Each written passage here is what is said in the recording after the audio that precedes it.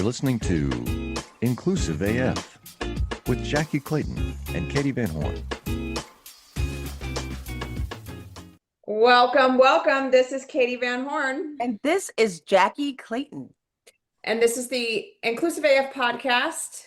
I have no idea what we're talking about today because Jackye and Eric decided without me. And so, which is perfect. It's perfectly fine. And I support this 100%. So I am here merely to record this episode and be an observer. So Eric Bailey, welcome back. Thank you. Thanks for having me back. Of course. We'll have some fun today. We'll tease you a little bit too as we go. That's good. That's good. I like it. So what's new and exciting in your world, Eric? Everything is new. Everything is, the whole world is upside down, and a lot of wonderful things happening in the business, but a lot of just very unique things happening. So a lot of people are asking me like, hey, how's your DEI business? And, DEI is a big part of what we do. It's not the majority of what we do, but we're seeing a lot of really unexpected things happen. So like some of our DEI clients that we've had for years are now like doubling down, and they're like, we need more. We want more. We want to make sure people know we want more. So the people they're in it and they get it, they understand how important it is right now. And some people are, lipstick on a pig, just changing the name of it, doing the same thing. And then we're getting a lot of unique folks coming in saying, we really want to focus on belonging. And we're like, that's kind of what we've been doing the entire time. And they're like, really? Because it seems so important right now. Like, yes, it really is. And so we're doing a lot of work like that and just helping people understand each other and learn how to have difficult conversations and keep things moving forward. So we're doing a lot. We're kind of here, there, and everywhere doing a lot of work. Well, I think you should give people, me and Katee know and love you very much, but tell our audience who maybe they, for some reason, didn't catch that first episode, a little bit more about your background, what you've been doing. I met Eric at WorkHuman a number of years ago, and so that's our connection. I know you've been friends with Katee for longer than that, but tell the audience a little bit more about what you do. So Eric M. Bailey, I wrote a book in 2019, actually right before my very first WorkHuman, called The Cure for Stupidity, using brain science to explain irrational behavior at work. And that I wrote it at a time when our country really started to divide. This is during the first Trump presidency, and it was like right was going farther right, left was going farther left, and we had this instant judgment of the other side, whichever side you're on.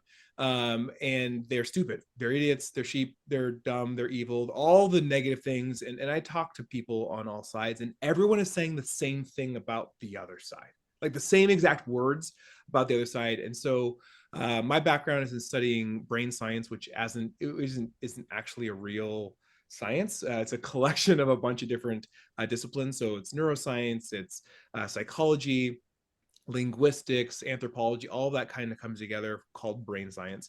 And I found that there's some basic human things that help explain how we got here. Like very, very simple. Like, why do we get so upset and annoyed when someone can't follow our very clear instructions on how to get to our house? Like I said, turn at the mailbox, and they called me and say I got lost. Well, to me, all of the extra understanding I have, I mean, you turn at the mailbox that you turn at.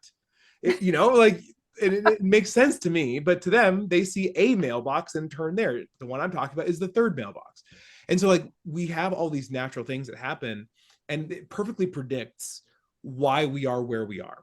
And I think that if we learn to leverage these tools of understanding, then we can really kind of lower the temperature, and we can start to re-engage with each other when we disagree. And so that's what I do. International keynote speaker. I run a consulting firm. We do a lot of work in, obviously DEIB. We do strategic planning. We do leadership development. We do coaching, all that kind of basic stuff. But really, we just help humans communicate better with humans. That's what we're up to. I read his book on a beach in Cancun. That's what I can tell you about The Cure for Stupidity. And I think I still have a picture to prove it that I don't remember if I sent it to you or not. You did. Yes, okay. Yes. I get random text messages from people with my book in unique places, and that was the only one that I've received so far that made me jealous. Yeah, I was very happy to be reading it on a beach. Yes, it was a good one. It was a good one. Anyhow, so what do you guys want to talk about? Jackye, what did you guys? No, we were talking about like the state of work and how that was what we were looking into about. It is ironic that so many, had an instant reaction without knowing like what was going to happen. It's just like, oh, I'm going to drop DEIB and then say, hey, we just want to make sure that it's fair at work. And you're like, oh yeah, sounds like DEI to me, whatever you want to call it. And that we're getting more opportunities I'm starting to slowly see more people saying like, hey, we're having a problem with engagement. We're having challenges internally. People don't feel like they're being heard, like everything. And it's almost like the format of DEIB. So I wanted to know from Eric, like what he's seeing, what kind of things has it shifted and what kind of things are people looking at and how would you say it's changed? And I understand people that have already like understood like what DEIB has that as one of their core values, but I'm wondering with newer clients or newer people reaching out to you specifically because, like what is stupid now? Like, it might be a little different. Yeah, it's funny. Our clients that are reaching out, what they're dealing with now is a lot of change management. And so I talk with them whenever I sit down with a new client, okay, what are you dealing with? What are the issues? What are the recent things that have happened over the last 6-12 months? And they're like, oh, we've had so many changes, a lot of changes, a lot of leadership changes, a lot of culture changes. And okay, well, what's changing? And like, well, we really want to focus on making sure people feel that they belong. And I'm like, and how is that different? And they're like, well, it's not really different, but there's just certain things we can't say anymore. And I'm like, okay, so what is it that you can't say? And like, well, we can't say diversity. I'm like, well, okay, why not? What is it about diversity that you don't want to talk about? Well, and eventually we get down to it's like, oh, it's you don't want to talk about race, you don't want to talk about gender, you don't want to talk about sexual orientation. Like those are the three things that they said that they can't talk about. But when it comes to actual diversity, they really want to talk about it. They want to talk about age. They want to talk about different generations. They want to talk about different abilities. They want to talk about different mental capacities. They want to talk about, there's all these different elements of diversity that they really want to talk about. And so when I start to break it down with folks, they're like, oh, yeah, actually, we really do want to talk about diversity. We do really want to highlight and understand that we are all different. Great. Now, once we have that, now what? Well, we want to make sure that everyone feels that they belong here. Okay, so you want to talk about diversity and belonging. Oh, and when you start to have the conversations, what people want now is the same thing that they wanted before. There's just this kind of societal conversation that these things are bad. And so they're trying to avoid it because of that societal conversation. But when we break it down, it's like, oh, this is exactly what we want. And so people are saying, everything has changed, but really nothing has changed. Mm-hmm. What we really want to do is we want people in our organizations to feel that they belong. We want them to be productive. We want them to be engaged, and we want them to stick around. And the issues that they're facing all are addressed by these things that we have been addressing for a while. The only thing that's different is that we've come to this kind of cultural understanding. I'm just saying we globally. We've come to this cultural understanding that, equity is a bad thing. Okay, well, if you can reframe equity in a different context, it makes perfect sense. So I talk to people about the Electoral College. Isn't the Electoral College all about equity? And they're like, no. I'm like, well, what is it? Right? We want to make sure that people in smaller states have same voice as people in larger states. We want to make sure that they have an equal and equitable voice. Oh. Right. And there's these conversations that once we start to break it down, it's not much different than the conversations we've already had. And I think that that's something that kind of we as a society, we're not doing. We're not having those conversations. We're just kind of getting to the hot button issue and then disengaging. It's like, no. When things get hot, like that's the time to re-engage and engage more. Well, that's actually called growth, right? Like we always know, like that feeling of discomfort is when it's you're growing and morphing into a new person, and that's what's always like a common challenge when you're trying to get people to feel that way. It's like, oh, doesn't feel good, it's really uncomfortable, people are unhappy, and you're like, no, that's exactly where the changes start happening. Like we know and anticipate that that's going to happen. It's how we do our trainings, it's how we schedule all of the things. We know that it's going to come up, and prepared to deal with those. But then when you fire everybody who's prepared to deal with those, that makes it really tough. Right. It really does. So what is actually making me, like, I think the language piece has always been such a weaponized conversation, whatever. And, we know that there are words literally that the government is now saying you can't have or you can't use. And, I don't know, I know, Eric, that you work with some nonprofits, and one of the things that a lot of them are doing right now is rewriting mission statements and vision statements because of this inability to use certain words any longer in their mission and vision statement, or in an RFP process, or in a they're trying to get money for whatever. And so it's so fascinating to me because, to your point, it's the same work. It's the same stuff. You're literally just masking it under a different word or different language just so you don't get in trouble or don't have, someone, Ted Cruz, someone come after you and, have issues with what you're trying to achieve. And I think that's the part that also is, it's sad, honestly, because it is erasing this work, but it's not erasing the work. Like it's so dumb. It's such a dumb waste of time. It's a waste of time. It's a waste of energy. It's a waste of resources. And I remember actually very similar situation back in 2020, 2021, when people started to have backlash against Black Lives Matter. And I remember someone saying, because I have a couple of videos about Black Lives Matter and how do you handle the conversation? Well, all lives matter or whatever. And I had a wonderful video series about that. But people will come to me and they have, very, very honest, private, candid conversations. It's like, it seems like, based on your explanation here, that if they only use different words, it would be different. And I'm like, here's the thing. No, it wouldn't.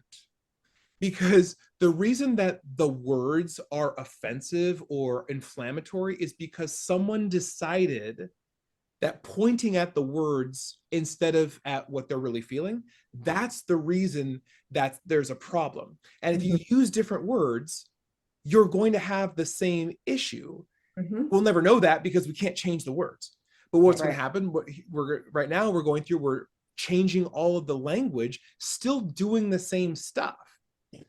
And we're going to have the same issues. And we've seen this, cycle after cycle over the last 80 years. Right. Like we change the language, and then people who pointed at the words as the problem still have the same problem. And they're going to point at the next set of language. And what we're doing is we're just wasting time. And some people are going to turn around, pat themselves on the back and say, yeah, we got a win here. Look at us. We got that changed. But nothing has changed. Nothing is going to change because progress continues to progress. Right. And that's the world that we're living in. So I hate seeing that because people are taking on so much extra work that they don't have to take on. They're taking on so much stress. Like you said, there are a bunch of nonprofits. I've got people who I actually serve on a board for Solari, which is the crisis prevention hotline, the suicide prevention hotline. They run it for a bunch of different states, and funding was cut early on And then these are people who at one point in time called the suicide prevention hotline. Someone saved their life. And they were so moved and touched by that they go and work for Solari later. Like, these are people who want purely to touch lives and save lives. And because of the government funding and all of this weird stuff, if you do this wrong, whatever, now those people can no longer work there. Like, funding was cut for the suicide prevention hotline. And it's just, it's infuriating. It's sad. It's worrisome. And the thing that I worry about is what are the life impacts of these things, right? How many people are because of their extra stress load, because they have to rewrite their entire mission statement with their board, and it's going to take another 8 months. How many people are having heart attacks because of that extra stress burden? How many people are having strokes? How many people aren't going to be able to call the line they need to call? Anyway, I'm kind of going off on a tangent, but finding a great career has always been a challenge. But today, with the massive changes underway in just about every sector of the economy, in just about every country in the world, finding a great new career is even more challenging. And if you're a student, recent graduate, or someone else early in their career, it's even harder for you because you just don't have the experience that those who might be 10, 20, 30 years older than you have. The answer? The podcast, From Dorms to Desks, a podcast by College Recruiter job search site, where every week we take a deep dive into a topic specifically of interest to candidates who are early in their careers and looking for a great part-time, seasonal, internship, or other entry-level job. No, I mean, how are these people sleeping? I mean, that's the whole thing when you're going against it. Like, you know, I've also had conversations with people that have been like, oh, we're not going to be able to work together because they're too afraid that of your, like, the DEIB part, and we don't want to have that part, you know, with all the different things. You can't feel good about yourself saying that.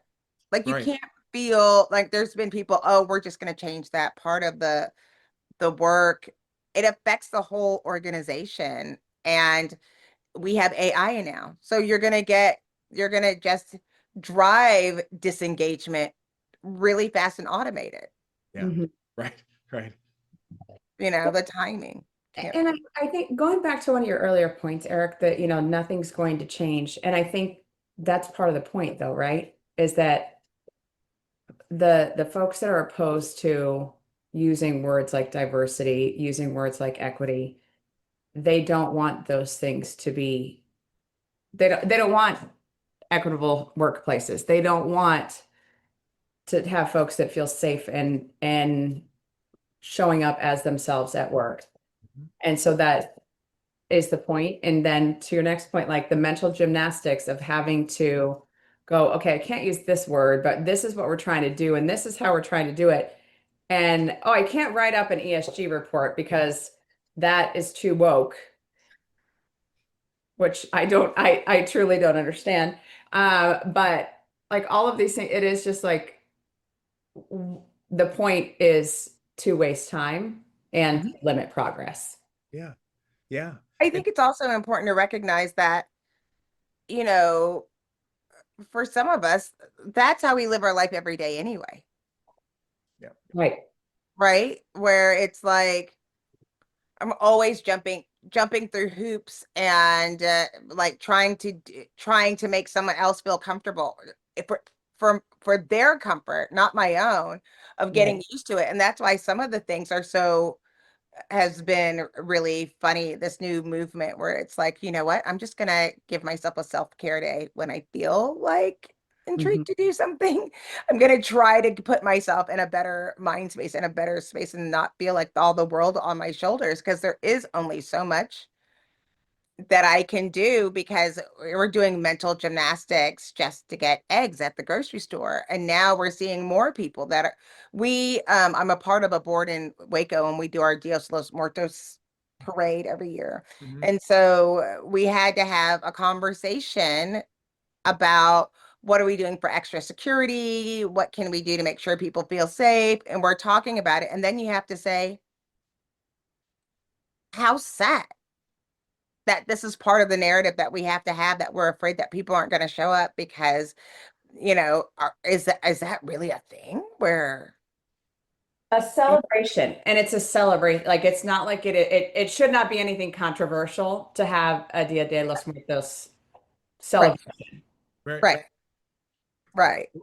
I mean, to that point, I actually just saw a video yesterday about this woman from, I don't know, somewhere in South America, maybe Central America, and she was on vacation in, I want to say New York, California, down there, somewhere in the US. Mm-hmm. And ICE grabbed her off the street and she's like, I'm here on vacation and my son is right there. Like, they were on vacation and she's getting arrested to be deported, but she's on vacation.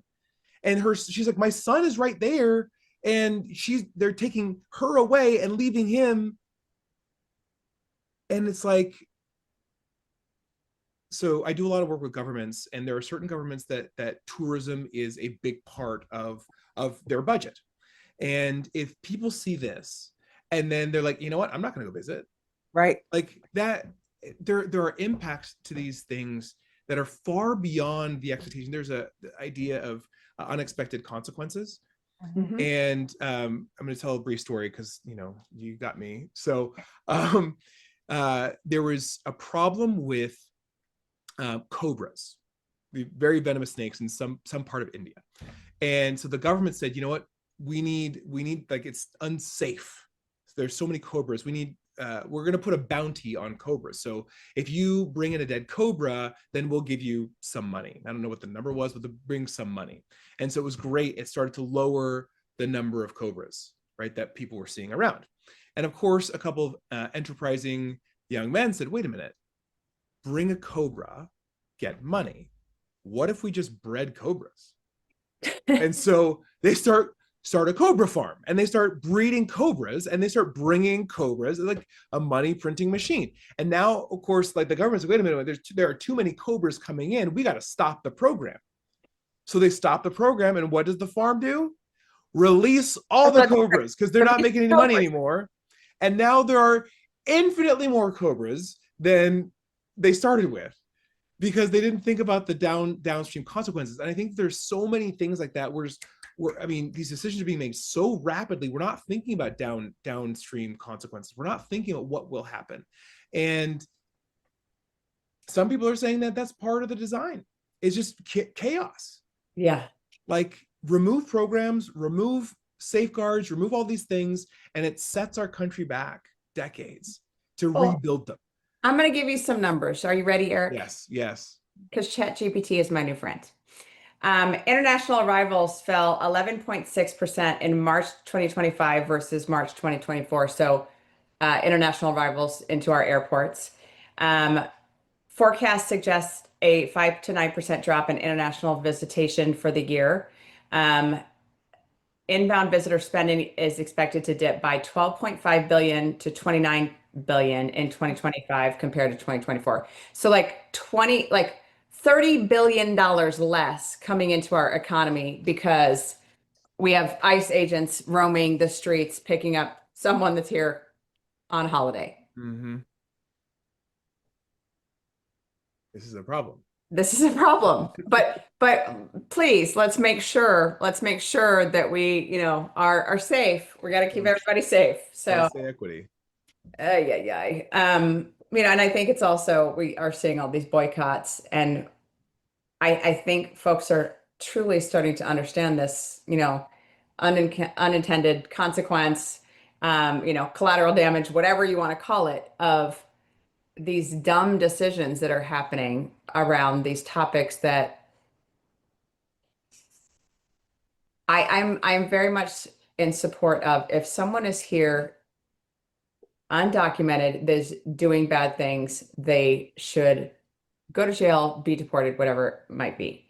I am not okay with them standing outside of immigration courts or just randomly picking people up off the streets that are doing nothing. Like, I don't understand what the logic is. Sorry, we're now going into immigration because it's on my mind. But it's like all of these things just add up to like, no, but seriously, what is happening? Like where, and we do know what the outcome is or where some folks in this country want to go, and it's just gross. Mm-hmm. So I don't know. It's just going to get worse. But again, let's just make sure we don't have diversity in our mission statement. Right. Right. That's going to fix it. Mm-hmm. Yeah, we're Jackye and I were talking earlier about how we got here. And of course, infinite number of inputs to get here. So it's difficult to point. But one thing that I've seen as someone who has been on stage in front of thousands of people talking about diversity, and talk to other speakers who speak about diversity, is that the conversation sometimes makes people uncomfortable. The conversation sometimes draws up feelings that people aren't used to feeling.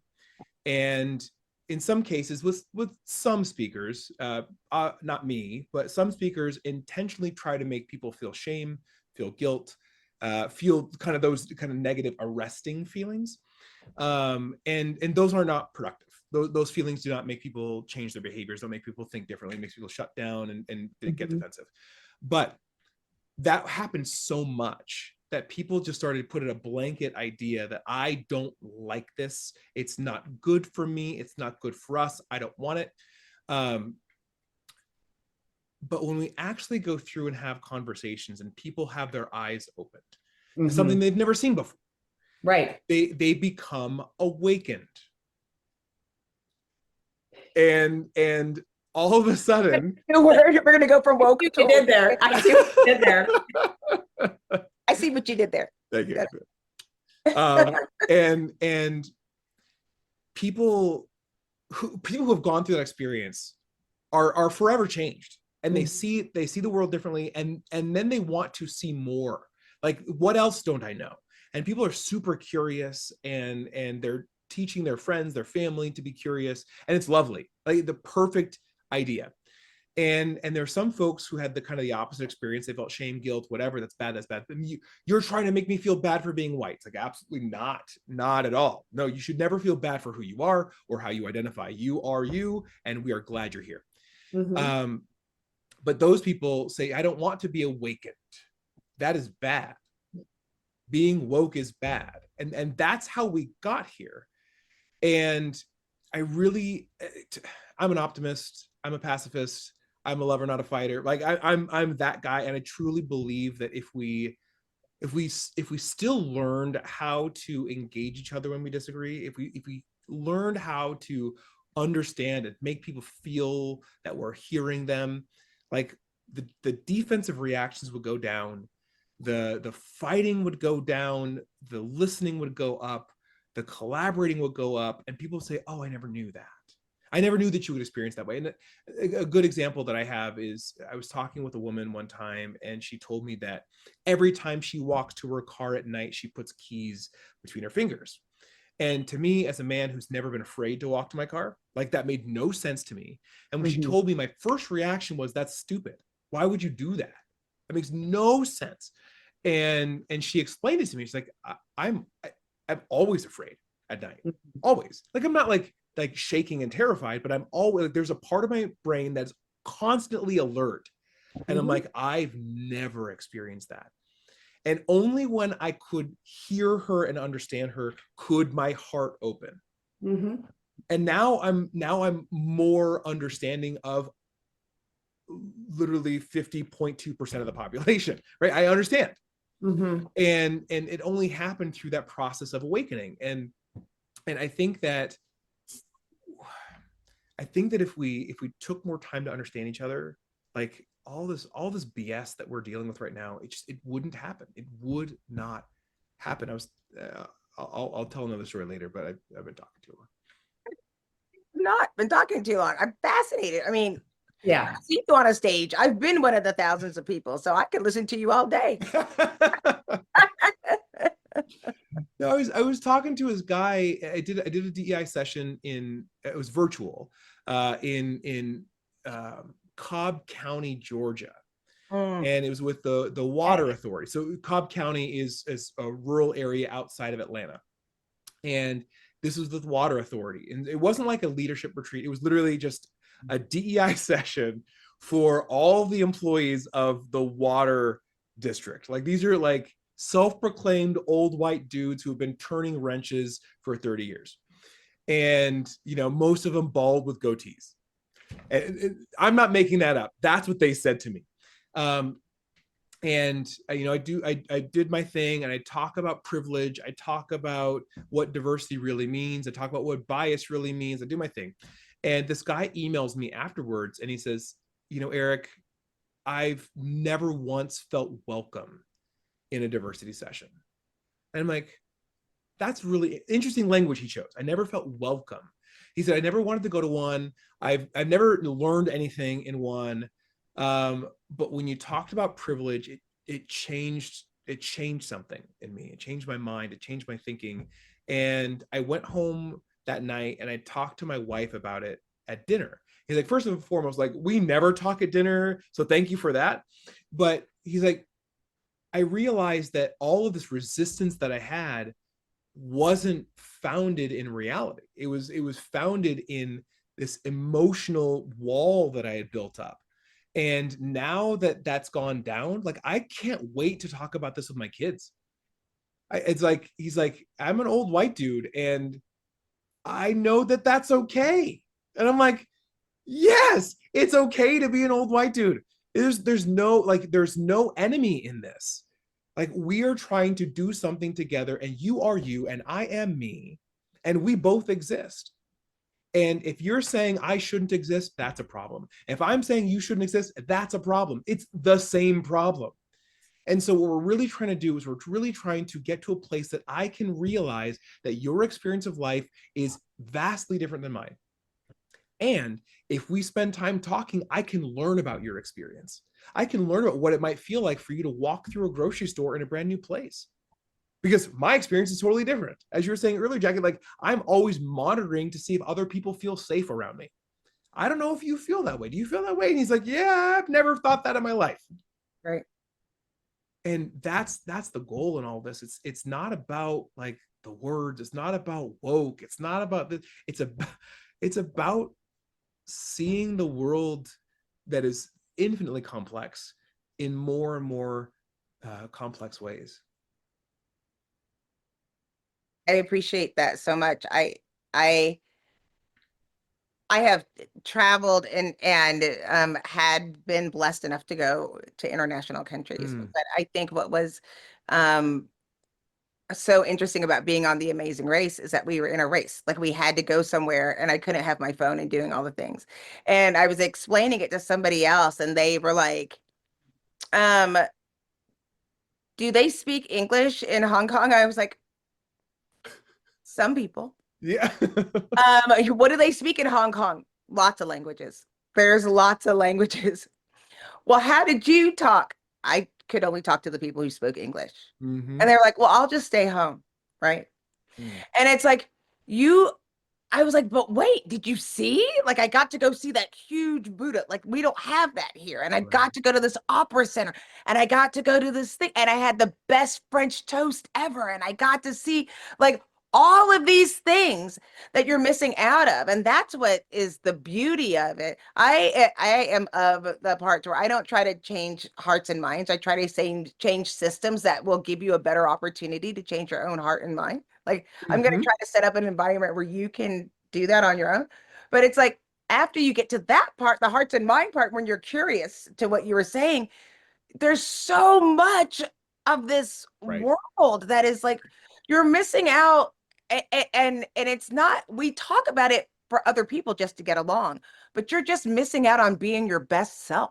Because you don't even know what it is. Like, I have delusions of grandeur and always thought that I should be an Olympian. I'm still looking for my sport. I'm an Olympic hopeful. But I remember watching it when I was a little kid and being like, what if I'm supposed to be a downhill skier? And I'm in Texas and we don't have any downhills. Right. I want you to join the breakdancing make that. No, I know that's I not think we might get rid of it after this. Yeah, it's not happening next year. I don't know if it's going to He's stay with us. That was so 3,000% sure that's not the sport. But I mean, like but what was so interesting is like I was telling my parents, it was like, okay, then we just started playing all the sports, right? Like, let's just try them out and see what you like and what you want to do. And it's the same thing where it's like, what if you could be better? What if there's a piece of world that you couldn't see that could change your life forever? You know, all of these opportunities or me, but I mean, you don't have to go that broad. What if there's somebody lives next door that could change your life forever? right. Well, and I think that's part of it. It's just like, it's the just sitting down and having that conversation, Eric, like you were saying, like sitting at the dinner table with his kids, having conversations that he would not have had before, going to a foreign country and going, tell me about what you guys do what is your meal that you have for dinner or anything. Right. Just that learning and that growth and like how that opens your eyes to just experiences and people and all of the good stuff. It just makes life much more interesting. Yeah, it really does. And Jackye, I love that you highlighted international travel because, you know, when you spend time just seeing how the world operates in different places, it's like, oh, I never could have imagined that. I never could have imagined. We went to Venice, Italy, and everyone's like, oh, don't go to Venice, it's terrible, it's terrible. We went and my kids just loved it. They're like, they never thought of like what the world could be if the roads were water. You know, like it's totally different. And it opened their mind that what else don't I know? Right. And that's it. Or like, you know, I've never taken my kids to Asia, but if you ever see like rice paddies, rice terraces in Asia, it's like, what? Right. What? And it's or when you so, do and you see the water buffaloes that are getting that right, you're like, what is happening right now? yes, How much more respect for rice if you saw how people are getting rice. right. Exactly. It's our world is so beautiful and so amazing. And I think that a lot of people, they never leave this little circle. And if you never leave this little circle, you just have this reinforcing idea that this circle is the way the world is. And when people go out, this is why people have such a hard time with different accents. Like, yes, what do you mean you say that word like that? That's bizarre. Because in my little circle, this is how that word is said. And then we reinforce our entire lives. Like, anyone who says it differently must be totally bizarre. Wackadoo. Yeah. Yeah. But I don't know if you saw this last week. I posted, there's a woman like who is suing because there's AI internally. She was not giving a promotion because she's hard of hearing and has an accent, and the AI couldn't understand her, and it was going to be required to use the AI, and they said that it couldn't understand her, and so they weren't going to give her the promotion, and so she's suing. My gosh. Like, there's so many things to unravel there, but it's like, wait, it's like, no, you should be able to understand me. Like, that's just one example. There's other people that couldn't understand. And it's interesting when you start talking to people from other countries, how you can tune your ear from where somebody's from in the world. And so you learn English as a second language all over the world. You can even start with that. Maybe you don't learn German or, Spanish or Swahili, but you can learn English as a second language in this part of the world. Yeah.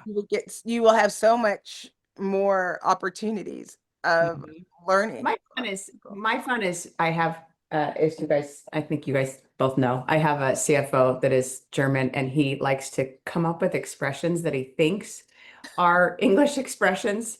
So and I literally, I need to start writing them down because they're so funny. And and he's trying to so today he was trying to think of the running around with like a chicken with your head cut off. But instead he said like a chicken in handcuffs. And I was like, that's not it. Interesting. But it's interesting. Yeah. But they're hilarious because every one of them that he comes up with, it is like this entertaining, what is he trying to like? What is this saying he's trying to think of in English that he can't remember right now? But also, this man knows 6 languages, so I'm like, I understand, and you could say any words you want, and we'll figure it out. But it does entertain me. It's interesting. So one, here's an idea for you: write them all down, release it as a book, illustrated. You'll make a bunch of money. Two, it is really fun learning the idioms of different countries and trying to translate them. So there's one in Portugal. I've never been to Portugal, but a good friend of mine, she goes there every year. And one of them is you take the bike. It's translated, you take the bike. And so what happens is if you're like fighting with someone, arguing back and forth, and you know, whatever, like I give up, whatever. The phrase they say is you take the bike. I don't know where it comes from, but it's just like, I guess two people were arguing over a bike and like, you take the bike. I guess that's where the origin was. Yeah. But learning those sorts of things, it's so fascinating because diversity, right? Because our world is so diverse and the ways in which we leverage our speech is unique. And it's so fun learning those sorts of things. I was 16 and I was on an exchange program, a cultural exchange program. I was in Mexico. And so they got a group of kids and they literally shipped them off to Mexico for a month. And it was just a kind of a cultural exchange. I lived with a family. And one of the first excursions we did was to this like pottery painting place. And so we're making the pottery, painting the pottery, and my host mother, I see her car drive up toward the end of this thing. And so I say, you know, from inside, I see her through the door and passing her car. And so I say, come on in, come on in. And I signal to her, come in. And she drives off and I'm like, okay, she's parking. And she comes back a half an hour later. And I was like, where did she go? And I learned that in that part of Mexico, come is this way and go is that way. And so I'm doing this and she thinks I'm saying, go away. Yeah, I gotta get out of here. I want her to come. I would have gone this way. Oh my and it's God. like, how would I have ever known that? They were just talking to sign language, right? Yeah, and it was fascinating. I still remember that so vividly, like wondering, like, where is she ever going to pick me up? Like, anyway. Where'd she go? Yeah, that's awesome. Well, and I think it's also the other half to that is the amount of wonderful expressions and idioms and colloquialisms that we have in the U.S. that people are literally like, what are you talking about? I mean, even just within my own family. And again, you guys have heard quite a few of them, like holy leather, all kinds of fun stuff that it's like, I don't know what that means or why I started using it or what. Yeah, just an expression. But, it's one of those things that we have a lot of these in our family. And I'm sure everyone else as well. So just want people to not miss out. Yeah. On life. It's short. There's not, I meet people who are like born and raised in Texas, who've never been on a plane, who's never left Texas. Right. That's sad. Yeah. Because the world really isn't like Texas. No. Yeah. To them, they can just go to like Vermont and feel like they're in Hong Kong because it is not the same. No, but you make a good point. Like we did a road trip in September of last year, some of my friends and I, and it was like it was just different. And it was like, there were just different things. And that's the other part. Like Eric, you and I both live in Arizona, but you're on the West Side. I'm in Central Phoenix, 2 different worlds, literally with, just what you can experience, who's around, all these different things. And it is just fascinating. So, and Waco's Waco. Jackye, Girl, Waco. I mean, too much about that. And Waco. It just is. Waco's wonderful. Anyhow. Well, Eric, we could sit here and just talk to you all day because it's our favorite. Thank you for taking the time to chat with us, but would love to hear, what is one thing that you want to make sure our listeners hear from this episode? Ooh. And it doesn't be one really, Eric, because we say that every time and then it's like each of us have 20. So feel free. The thing I want people to walk away from thinking is how can we make the world better through understanding and curiosity? I think we spend so much time trying to tell, trying to teach, trying to explain, and we don't spend enough time trying to listen, trying to understand, trying to learn. And I think that if we just, it's not like all the time, you don't have to always listen. Like we're allowed to speak and talk. But if we spend just a marginal amount of time trying to learn, understand, and listen, the world around us will change. It will be different because the people around us will feel heard. The people around us will feel listened to, will feel like they have an opportunity to teach. We'll actually give them some power. And when we give people power, they tend to lower their defenses. They tend to be more kind. They tend to be more understanding. I mean, even think just not even about DEIB, but like you have an argument with somebody, a significant other, a loved one, a spouse, family member, coworker, and you just say, you know what? I didn't know that. Right. Like literally just say, I didn't know. Instead of saying, yeah, I know. Yeah, I saw it before. Like, oh, I didn't know that. Or thanks, or I'm grateful you shared that with me. It's going to do something different to the relationship. It's going to change the way you engage with each other. And honestly, I'm seeing this so much right now with my kids. They're in their last day of summer break. And it's like, they're so unwilling to be emotionally moved by something someone else has to say. And someone says, oh my gosh, I'm so excited. I just saw this bird. And someone's like, yeah, I've seen that before. That may be true, you've seen it before, but someone's expressing excitement, and you have an opportunity to live in that excitement with them. Right. To be curious with them. And you can say, oh my gosh, that's so cool. Whether or not you've seen it before, it does not matter whether you've seen it before. Just be in it with them, understand them, be in there. And I think that if we did that, the people around us would show up happier. They show up with less frustration, with lowered stress. People would show up wanting to be curious about us. And then our world is different. Right. Absolutely. Jackye, what you got? I just hope that people can hear the hope there. We talked about a lot of different things that aren't necessarily as fun, and it was a fun conversation today. And a friendly reminder that we have each other, right? If it doesn't, you can call us. If you're not sure, we'll try to have a conversation. But I just think that there's still a lot of hope, and I'm glad to know that you're, still doing the work, and that we're hearing more people that are still interested in trying to make fair, inclusive workplaces. It's so important. As long as you don't call it that. Don't call it fair and inclusive. I said fair and inclusive. I didn't say diverse. I think those two words are all fair and inclusive are also on Ted Cruz's list of not able Dang. to. So yeah. Okay, next time. You're gonna have to work for it. So I think for me, it's always fun to chat with you, Eric. But I think really for me, it is yes, we need to keep reminding ourselves what the end goal is, what the right end goal is.